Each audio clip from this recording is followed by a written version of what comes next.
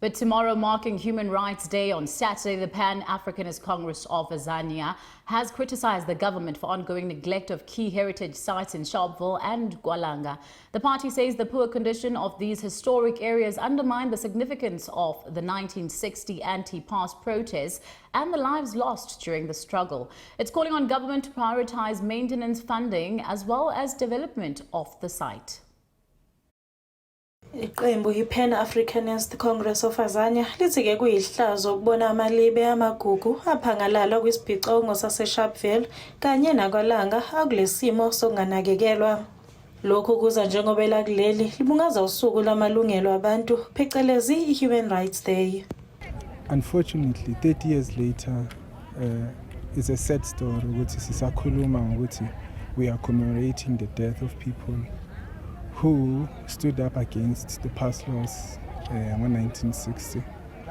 And mawuthi yabheka le ndawo esicommemorate kuyo akukho shintsho ongalikhomba ukuthi njengoba sithi sinenkululeko yini esingayikhomba ekhombisa ukuthi abantu bakithi bakhululekile.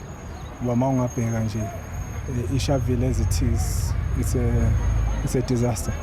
Phinde ubheke nakwalanga. Leli qembu libe selikhuthaza abantu bakuleli ukuba bavotele uhulumeni onempatho nowaziyo ukubaluleka kwemvelaphi yakuleli. Kumele sizikhulule ngokomqondo. Lokho kuchaza ukuthini? Kuchaza ukuthi kumele abantu bakithi bangayivumeli into yokuthi njalo lokhu bekhohlisa ngezinto abazaziyo ukuthi ngeke zibasize ngalutho. Kumele bazi ukuthi uma ngabe uthenjiswa into year in year out and then leyo nto leyo yenzeka ngeke ize yenzeke. Kumele bashintshe ukwenza bayeke lokhu busy bevotelana neqembu elibahlukumezayo. Bavotele iqembu abalaziyo ukuthi lizobakhulula libase lapho khona ekumele ngabe bakhona beyisizwe simnyama. Umhlaba ubuye ngakubo.